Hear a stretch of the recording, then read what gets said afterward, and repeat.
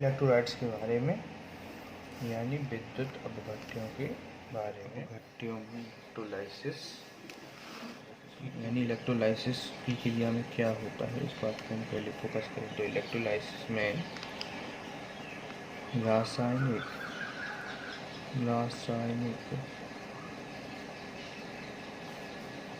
पदार्थ का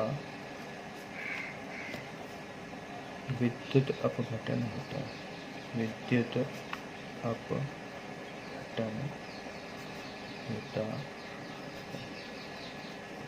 रासायनिक पदार्थ का क्या होता है, इसमें विद्युत अपघटन होता है जिससे रासायनिक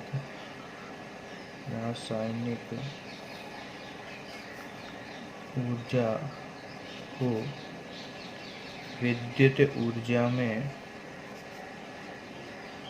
में बदला जाता है। इतनी बात कंप्लीट। रासायनिक ऊर्जा को विद्युत ऊर्जा में बदला जाता। बात आएगी इसमें कौन सी धारा का उपयोग किया जाएगा, यानी हमारे पास धारा कितनी होती, कैसी होती, कौन कौन से प्रकार की होती। तो एसी ऑल्टरनेटिंग करंट और एक होती है डीसी डायरेक्ट करंट।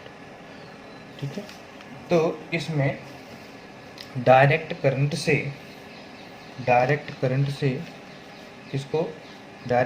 से विद्युत अपघटन किया जाता है। ठीक है, यानी डीसी लाइट। अब बात करेंगे कौन कौन से जो विद्युत अपघट्य हैं, इनमें धारा का मान सबसे ज़्यादा रहेगा, यानी धारा प्रवाह सबसे ज़्यादा रहेगा, यानी ये अच्छे विद्युत अपघट्य होंगे। अच्छे विद्युत अपघट्य होते हैं। कौन कौन से होते विद्युत अपघट्य अच्छे? सबसे अच्छे विद्युत अपघट्य हैं जैसे आपका NaCl, जब उसका एक्वस या मोलैलिटी या गलनीय अवस्था में, जलीय, एक्वस का मतलब क्या है, जलीय अवस्था में इसको आयनन में बदला जाता है। ठीक है, आयनों में बदला जाता है या आयनन कराया जाता है। तो Na किसमें बदल जाएगा, पॉजिटिव प्लस Cl नेगेटिव। इसी प्रकार HCl की बात करेंगे तो HCl के जलीय विलयन में हाइड्रोजन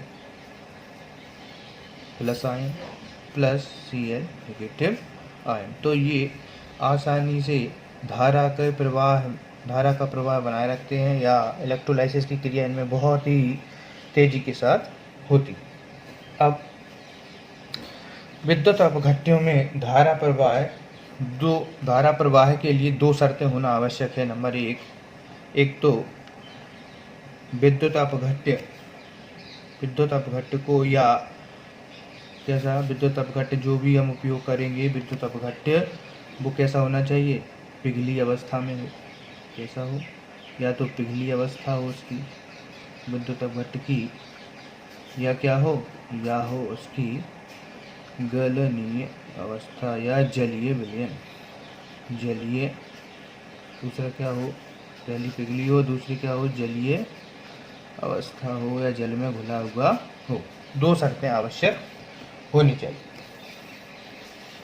क्योंकि पिघली ही और जलीय अवस्था पर ही हमें क्या मिलते हैं, आयन मिलते हैं। क्या मिलते हैं भाई, आयन मिलते हैं। इन्हीं आयनों के कारण किसी विद्युत अपघट्य में धारा का प्रवाह बना रहता है।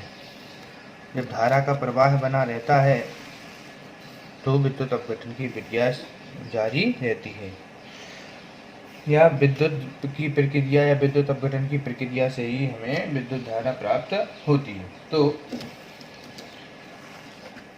अब इनको ये जो होते हैं विद्युत अपघट्य, वो होते हैं, कुछ तो होते हैं स्ट्रॉन्ग, बहुत ही मजबूत विद्युत अपघट्य, यानी इसकी बात करेंगे स्ट्रॉन्ग इलेक्ट्रोलाइट्स होते हैं, ठीक, और कुछ होते हैं वीक। तो सबसे पहले हम बात करेंगे स्ट्रॉन्ग एसिड। स्ट्रॉन्ग ऐसे इलेक्ट्रोलाइट्स, ऐसे विद्युत अपघट्य जिनमें प्रबल एसिड्स होने के कारण, या इनमें प्रबल एसिड होते हैं, तब इनका आयनन सर्वाधिक होता है और ये ज़्यादा से ज़्यादा धारा को प्रवाह में मदद करते हैं। तो स्ट्रॉन्ग एसिड इलेक्ट्रोलाइट्स या विद्युत अपघट्य, इलेक्ट्रोलाइट्स या कहेंगे प्रबल अम्ल विद्युत अपघट्य कौन कौन से हैं? जिनमें प्रबल अम्ल होगा, ठीक है, या जो आसानी से अम्ल में और अनायनों में टूट जाएंगे। कौन कौन से हैं? HCl, इसके बाद H2SO4, इसके बाद HNO3, ठीक। दूसरा है प्रबल, यानी इसमें क्या है, अम्ल वाला पार्ट जो है वो बहुत ही प्रबल है, और लुईस थ्योरी के अनुसार क्या होता है, वे पदार्थ जो H+ आयन देते हैं प्रबल अम्ल कहलाते हैं। बाकी हमने पिछली क्लासों में पढ़ा है। तो प्रबल क्षार विद्युत अपघट्य,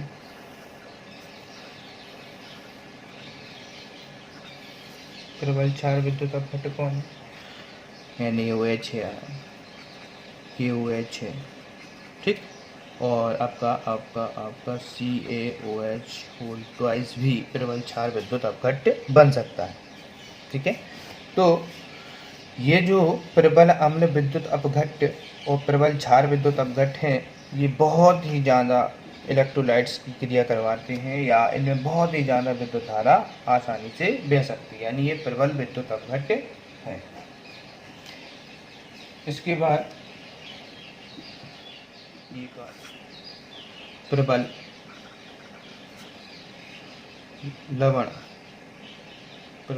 लवण विद्युत अपघट्य। अब ये क्या होता है सर? प्रबल लवण विद्युत अपघट्य क्या होता है? तो इसमें केवल एक बात याद रखनी है, ये वे विद्युत अपघट्य होते हैं जिनमें या तो एसिड वाला पार्ट होगा मजबूत, या एसिड वाला कमजोर होकर, या बेस वाला पार्ट होगा बहुत ही मजबूत यानी प्रबल। तो इसके उदाहरण देखेंगे, जैसे इसका है बढ़िया सा, इसका एग्जाम्पल क्या है? इसका एग्जाम्पल आप समझ लो K2SO4 पोटेशियम सल्फेट, ठीक। अब इसमें क्या है कि पोटेशियम धातु है, प्रबल है कि नहीं? धातु क्षारीय है यानी एसिड, ये आपका जो बेस वाला पार्ट मजबूत है इसमें, तो इसलिए ये प्रबल लवण विद्युत अपघट्य हो गया। दूसरा क्या है? NaCl में देखो Na भी बहुत ही धातु क्रियाशील है, और यहाँ पर Cl भी बहुत ही उच्च ऋण विद्युतीय है, तो ये भी प्रबल हो गया। इसमें देखेंगे CaCl2। अब इसमें देखो एक Cl बहुत कम है, लेकिन Cl2 क्या काम है? बहुत ही प्रबल ऋण विद्युतीय तत्व है। NH4Cl, यानी Cl में ये प्रबल विद्युत, यानी कि ये बहुत ही ज़्यादा उच्च ऋण विद्युतीय है, इसके कारण ये प्रबल लवण विद्युत अपघट्य बनाती है, ठीक। ये बात हो गई है। तो ये जो जितने भी विद्युत अपघट्य हैं, इनको पहले कह चुके हैं कि ये पिघली अवस्था या जलीय अवस्था में ही क्या काम करते हैं? आयनों का एक्सचेंज करते हैं, ठीक। अब हमने क्या पढ़ लिया? देखो, प्रबल विद्युत अपघट्य, प्रबल अम्ल विद्युत अपघट्य, प्रबल क्षार विद्युत अपघट्य, प्रबल लवण विद्युत अपघट्य, ठीक। अब हम पढ़ेंगे नॉन इलेक्ट्रोलाइट्स, यानी जिनमें धारा का मान नहीं बहता या धारा जिनमें प्रवाहित नहीं होती, वे कौन कहलाते हैं? Non electrolytes. क्या कहलाते हैं? तो कौन कौन से हैं जिनमें धारा का मान नहीं जा सकता? तो भैया हमने पहले ही पढ़ा है क्या हो? यूरिया का सॉल्यूशन हो, या आपका वही शक्कर वाला शुगर सॉल्यूशन हो, शुगर सॉल्यूशन लिखे दे रहा है, शक्कर वाला विलयन। इसके बाद है शुद्ध जल वाला विलयन, शुद्ध जल हो, ये तो हमने पढ़ा है ना। प्योर वाटर में बिजली या प्योर वाटर में करंट नहीं जाता, धारा नहीं जाती, धारा का कुचालक होता है शुद्ध जल। ये इसमें एल्कोहल हो, क्या हो? एल्कोहल होने के साथ और क्या हो? आपका केरोसिन भी हो, केरोसिन मिट्टी का तेल केरोसिन हो। ये क्या काम करते? इनमें धारा का मान या ये विद्युत अनपघट्य धारा नहीं जाती, आयनों का एक्सचेंज नहीं होता। जब आयनों का एक्सचेंज नहीं होता है तो धारा का मान नहीं जाता है। ठीक, अब विद्युत अपघट्य की बारे में ये बताएं। विद्युत अपघट्य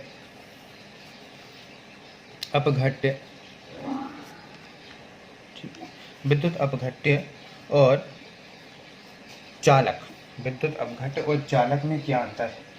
विद्युत अपघट्य में और धातु के कोई चालक में। विद्युत अपघट्य भी चालकता दर्शा रहा है और क्या काम कर रहा है, ये कोई धातु का चालक भी है, वो भी चालकता दर्शा रहा है, वो उसमें भी धारा बह रही है, इसमें भी धारा बह रही है, तो दोनों में अंतर क्या है? तो हमने देखा है कि भाई विद्युत अपघट्य उसे कहती है जिसमें धारा आसानी से चली जाए, धारा यानी करंट पास हो जाए। करंट कैसा हो जाए? पास हो जाए। करंट कैसा हो जाए भाई? पास हो जाए। वो हमारा क्या है? विद्युत अपघट्य। और धातु में क्या काम करेंगे? इसमें भी करंट पास हो रहा है, इसमें भी तो करंट पास हो रहा है, तभी तो धातु वह चालक है। अंतर कितना है कि इसमें करंट पास होने के साथ साथ क्या काम होगा? डीकम्पोजिशन भी होगा, अपघटन भी होगा, डीकम्पोजिशन होगा, यानी इसमें क्या हो? अपघटन भी होगा, अपघटन भी होगा। और इसमें अपघटन की क्रिया नहीं होगी। ठीक है, तो इसमें आयनों का एक्सचेंज होगा और इसमें भी आयनों का एक्सचेंज होगा, लेकिन इसमें अपघटन की क्रिया होगी, डिकम्पोजिशन होगा। जिस पदार्थ में भी धारा जा रही है उस पदार्थ में डिकम्पोजिशन होगा, यहाँ पर डिकम्पोजिशन नहीं होगा। ठीक, तो और क्या है? मेटल कंडक्टर में हम बात करेंगे, ये धातु की चालकता में बात करेंगे। तो इस धातु की चालकता में सबसे बढ़िया एग्जाम्पल कौन है? और विद्युत अपघट्य की चालकता में सबसे बढ़िया, तो विद्युत चालक कोई एक एग्जाम्पल लिख लो, कौन कौन है विद्युत चालक? भाई कॉपर सल्फेट है, ये तो हमारा बहुत पुराना मित्र। इसके बाद इसमें धातु में तो कौन हो जाएगा? इसमें कॉपर वायर हो जाएगा, तांबे का तार हो जाएगा विद्युत चालक। ठीक है, दूसरा है, दोनों में क्या होता है? ये जो होते हैं मोल्टन, अभी बताया था, मोल्टन या ये कैसे होते हैं? पिघली हुई अवस्था में होते हैं। ये कैसे होते हैं? पिघली अवस्था में होंगे विद्युत अपघट्य। विद्युत अपघट्य कौन सी अवस्था में? पिघली अवस्था में होंगे। और ये कौन सी होंगी? ठोस अवस्था में भी चालकता दर्शाएंगे, ठोस अवस्था में भी चालकता दर्शाएंगे। ठीक है, इसके बाद ये क्या होते हैं? नो केमिकल चेंज हो जाएगा इधर। इसमें तो केमिकल चेंज होता है विद्युत अपघट्य में, रासायनिक परिवर्तन होता है। इसमें क्या होता है? रासायनिक परिवर्तन होता है। और इसमें क्या काम होता है? इसमें रासायनिक परिवर्तन नहीं होगा, रासायनिक परिवर्तन नहीं होगा। इसमें क्या होगा? रासायनिक परिवर्तन नहीं होगा किसी भी विद्युत चालक में। विद्युत अपघट्य में रासायनिक परिवर्तन होता है। ठीक है, इसमें धारा बहती है, इसमें धारा किसके माध्यम से बहती है? इसमें विद्युत अपघट्य में धारा बहेगी आयन के माध्यम, आयनों के माध्यम से धारा बहेगी। और इनमें किसमें चालक? धातु में जो धातु तार होते हैं या धातु चालक होते हैं, उनमें आयन किसके माध्यम से बहती है?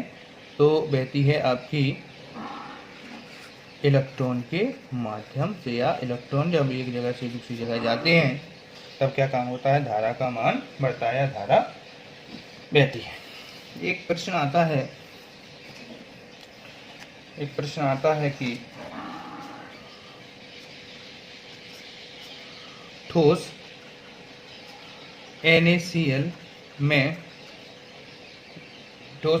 में धारा क्यों नहीं बहती?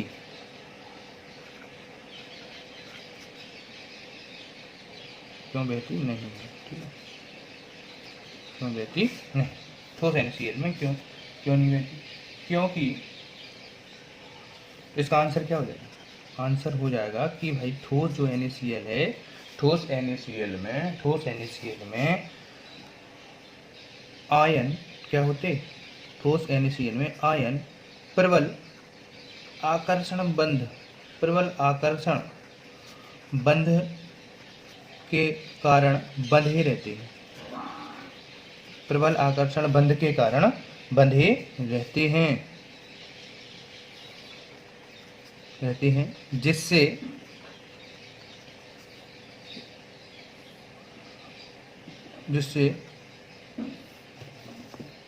उनके आयन मुक्त नहीं हो पाते, और जब आयन ही मुक्त नहीं हो पाएंगे तो धारा कहाँ से बहेगी। ठीक, तो ये बात आ गई है। तो सबसे इम्पोर्टेंट बात ये बात आई कि जब तक तरल अवस्था या पिघली अवस्था नहीं होगी, भाई तो जलीय अवस्था में क्या होगा, जलीय अवस्था में ये होगा कि जो NaCl को हम क्या काम करेंगे, जल में घोल देंगे तो धारा बहने लगेगी। क्यों? क्योंकि वहाँ उसकी आयन मुक्त हो जाएंगे। या क्या काम करेंगे, या बहुत ज़्यादा इसको गर्म करेंगे, बहुत ज़्यादा गर्म करेंगे तो उसको हम क्या काम करेंगे, पिघली अवस्था उसकी ले आएंगे। जब पिघली अवस्था ले आएंगे तो धारा का मान प्रारंभ हो जाएगा या धारा का मान बढ़ जाएगा। ये बात आ गई समझ में। अब ये बताओ कि धारा का मान बहेगा कब, जब पिघली विद्युत अपघट्यों में कब होगा, जब पिघली हुई अवस्था हो। समझ लो आप कि जल का क्या काम है, जल का क्या काम है।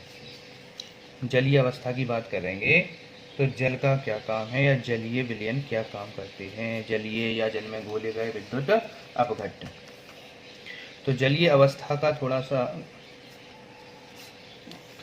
जो भी NaCl है आपका, उसमें क्या कर रहे हैं, जल को घोल रहे हैं। तो जल क्या काम करवा रहा है, जल ये काम करवा रहा है कि जल में जब NaCl घुल जाता है तो क्या काम होता है, तो Na और Cl के अणुओं के मध्य के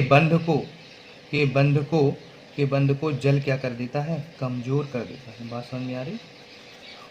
सोडियम और क्लोराइड आयन के मध्य बंध को जल क्या कर देता है, कमजोर कर देता है। और जब ये कमजोर कर देता है तो क्या होता है, आयनन प्रारंभ हो जाता है। अब जल की इसी प्रकृति को क्या कहते हैं, द्विध्रुवीय प्रकृति, द्विध्रुवीय प्रकृति कहते हैं जल की।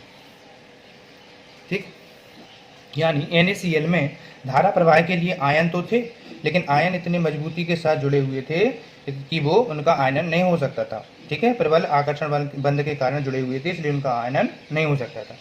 किंतु अब हम बात करेंगे HCl की तरह। HCl, अब इसमें कहते भैया क्या होता है, बोले HCl में H+, Cl नेगेटिव, ये तो होता ही है, लेकिन जलीय अवस्था में होगा। ठीक है, लेकिन यहाँ पर क्या काम होगा, जल इनको आयन बनाएगा, जल इनके आयन बनाएगा, लेकिन इनमें क्या काम होता है, HCl में सहसंयोजी बंध होते हैं, सहसंयोजी बंध होते हैं। भाई इसमें कौन सा, कोवैलेंट बॉन्ड, यानी सहसंयोजी बंध होता है इसमें। आयनिक बंध किसमें होगा, आयनिक बंध होगा इसमें, आयनिक बंध ये पढ़ चुके हैं। आयनिक बंध में यानी आयनों का एक्सचेंज करके बंध बना हुआ था। ठीक है, आयनों का इलेक्ट्रॉन ले दे के लेन देन करके क्या काम हुआ था, बंध बनता था, बंध बनाते हैं इसमें, किसमें, आयनिक में। और सहसंयोजी में क्या होता है, साझे करके, तो सहसंयोजी में साझा करके बंध बनाते हैं। ठीक, अब सहसंयोजी में साझा करके जब बंध बनाएंगे तो इसमें इलेक्ट्रॉन होते नहीं हैं, जबकि अभी कहा गया इसमें तो इलेक्ट्रॉन थे सोडियम क्लोराइड में, लेकिन इसमें इलेक्ट्रॉन नहीं है। अब इसके इलेक्ट्रॉन बनाएगा कौन, तो इसमें HCl में इलेक्ट्रॉन बनाता है जल अपने इलेक्ट्रॉन को बनाता है। ठीक है, जल HCl में इलेक्ट्रॉन कौन बनाता है, जल बनाता है। ठीक है, जल बनाता है। अब इसमें लाइसिस नहीं हो पाएगा, कैसे, क्योंकि जैसे ही H+ और Cl नेगेटिव बनेगा तो जल का जो OH नेगेटिव हो जाएगा वो इसे आसानी से खींच ले जाएगा और ये H+ उसके अंदर चला जाएगा, यानी Cl अकेला रह जाएगा। ठीक, इतनी बात होगी। इसके बाद तो आयनीकरण में क्या होता है, और आयनीकरण का मतलब है आयन का बनना। अगर शब्द आयनीकरण आ जाए तो आयनीकरण का मतलब क्या होता है, आयन का बनना। तो इनमें इस क्रिया में हो रहा है आयनीकरण। क्या हो रहा है, HCl की क्रिया में क्या होता है, आयनीकरण हो रहा है, क्योंकि आयन तो इसके पास थे नहीं, जल इसमें घोल दिया गया, जल ने अपने आयन बनाए हैं, तब इसके पास आयन पहुंचे हुए हैं। ठीक, तो इसको बोलेंगे आयनीकरण। और जिनके पास पहले से आयन थे, जिनके पास पहले किसके पास थे, इसके पास थे, NaCl के पास पहले थे आयन, तो इस NaCl के पास जब पहले आयन थे तब इन आयनों का जल में मिलना कहलाता है आपका डिसोसिएशन। क्या कहलाता है, डिसोसिएशन। डिसोसिएशन में क्या होता है, सेपरेट होते हैं आयन। कैसे होते हैं, सेपरेट होते हैं। इसके बाद देखेंगे, अब इतनी बातों को समझने के बाद हम देखेंगे इलेक्ट्रोलाइसिस इसका NaCl का इलेक्ट्रोलाइसिस या NaCl का विद्युत अपघटन।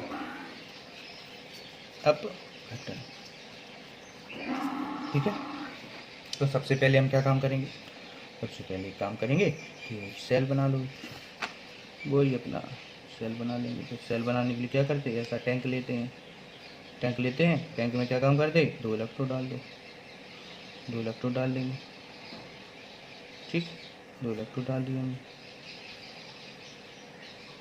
हाँ, एक को क्या काम कर दिया, एक का संबंध कर दिया, ये नेगेटिव, यानी ये क्या हो जाएगा, और ये हो जाएगा प्लस। ठीक, इसके अंदर क्या भर दिया हमने, इसके अंदर क्या भर दिया, इसके अंदर भर दिया हमने NaCl सोडियम क्लोराइड। क्या भरा हुआ है अंदर, NaCl भरा हुआ है। चल इसमें अब ये हो गया क्या, ये हो गया कैथोड, इसको क्या बोलेंगे, कैथोड बोलेंगे। ठीक है, और इसको क्या बोलेंगे, इसको बोलेंगे एनोड। ठीक, तो जैसे ही विद्युत अपघटन की प्रक्रिया प्रारंभ होगी तो इस विलयन में सोडियम प्लस आयन और Cl नेगेटिव आयन में टूट जाएगा। ठीक, तो सबसे पहले कैथोड, कैथोड पर क्या होगा, कैथोड पर क्या होगा, तो कैथोड के लिए एक बात याद रख लो, ये है क्या आंसर, नेगेटिव है ना, तो नेगेटिव, ठीक है, नेगेटिव है ना, कैथोड रिडक्शन।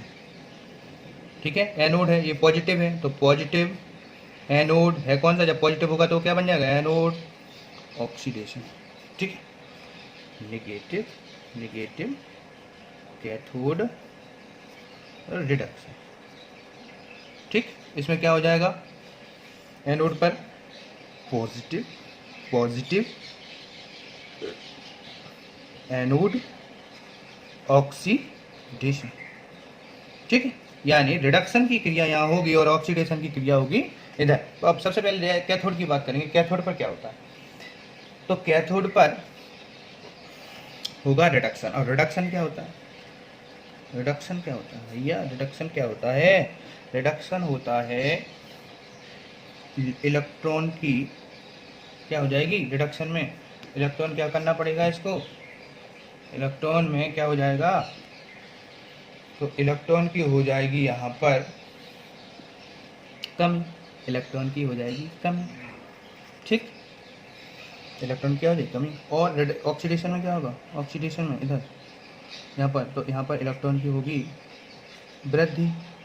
बात आ रही समझ में, तो जितने इलेक्ट्रॉन की इधर कमी होगी उतनी यहाँ पर होगी वृद्धि। तो कैथोड पर क्या काम होगा, देखेंगे कैथोड पर कौन आएगा, कौन से आयन आएंगे कैथोड पर, कैथोड पर भाई कैथोड है नेगेटिव है, कौन से आयन आएंगे, सोडियम आयन आ जाएंगे, इधर आएंगे कि नहीं, तो सोडियम आयन इधर आ जाएंगे। अब देखेंगे ये सोडियम आयन है, यहाँ पर इलेक्ट्रॉन की कमी हो रही है, तो सोडियम आयन क्या काम करेगा भाई, अब पूरा जो सेल चल रहा है तो सेल के लिए एक शर्त है, पूरा सेल ये चाहता है हम जल्दी से जल्दी डिस्चार्ज हो जाए, क्या चाहता है, डिस्चार्ज हो जाए। तो जब डिस्चार्ज हो जाएंगे तो क्या होगा, डिस्चार्ज जाने पर तो सोडियम आयन क्या काम करेगा, सोडियम आयन की इलेक्ट्रॉन के पास कमी है, सोडियम के पास इलेक्ट्रॉन की क्या है, कमी है, तभी तो इसके ऊपर प्लस चार्ज आया, इसने किसी को दिए है अपने इलेक्ट्रॉन, तो इसको इलेक्ट्रॉन भाई सोडियम कहता है हमको इलेक्ट्रॉन दे दो, तो हमको जब इलेक्ट्रॉन दे दोगे तो हम कैसे हो जाएंगे भाई, कोई चार्ज नहीं रहेगा हमारे ऊपर, हम बन जाएंगे सोडियम।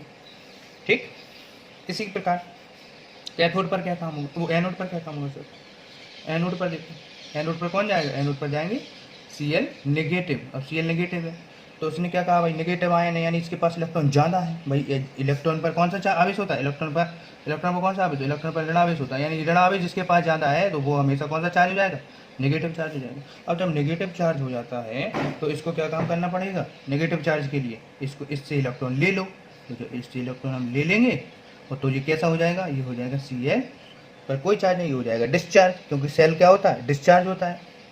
ठीक, तो ये आपकी एनोड और कैथोड पर रिडक्शन हो जाएगी।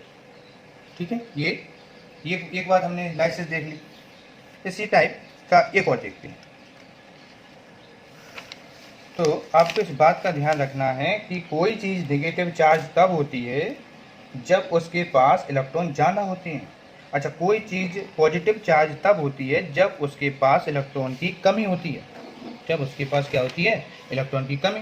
तो यहाँ पर हमने क्या करवाया था, इलेक्ट्रॉन की कमी। अब यहाँ एनोड पर फिर से आया, थोड़ी बात रह गई है।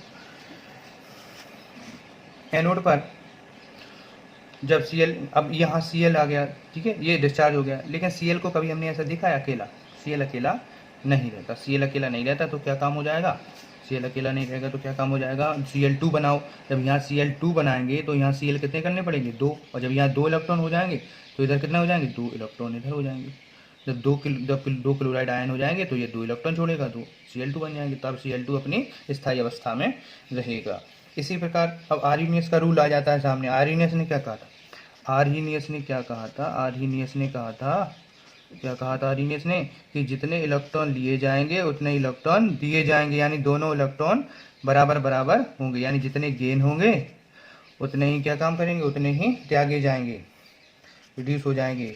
उतने ही कैसे हो जाएंगे? रिड्यूस हो जाएंगे। उतने ही इलेक्ट्रॉन कैसे हो जाएंगे? रिड्यूस हो जाएंगे। तो यहाँ पर देखा एनोड पर हमें क्या 2 इलेक्ट्रॉन मिल रहा है। कितने इलेक्ट्रॉन मिल रहा है? 2। तो कैथोड पर भी कितने दिए जाएंगे इलेक्ट्रॉन? 2 इलेक्ट्रॉन दिए जाएंगे। तो 2 इलेक्ट्रॉन के लिए हमें क्या करना पड़ेगा? तो सोडियम को 2 बना दो, तो दोनों 2 बना देंगे तो ये भी 2 हो जाएंगे। जब ये 2 हो जाएंगे तो 2 यानी इधर भी हो जाएंगे, बराबर बराबर दोनों इलेक्ट्रॉन हो गए। ठीक, Br2 का विद्युत अपघटन, विद्युत अपघटन करवाएंगे PbBr2 का। तो इसमें क्या होगा? PbBr2 में सबसे पहले कोई बनाओ, अपना टैंक बनाओ, ये अपना टैंक में 2 इलेक्ट्रोड डाल दो। विलयन किसका बन देंगे? पोटेशियम लेड ब्रोमाइड का। किसका? Lead bromide PbBr2। Okay, PbBr2 का हमने ये 2 इलेक्ट्रोड डाल दिए, इलेक्ट्रोड इसमें 2 दिए हैं। एक कौन सा होगा? पॉजिटिव। कौन सा होगा भैया? पॉजिटिव होगा। पॉजिटिव होगा कि नहीं? तो ये मान लो ये आपका नेगेटिव और ये आपका पॉजिटिव। ठीक, नेगेटिव पॉजिटिव।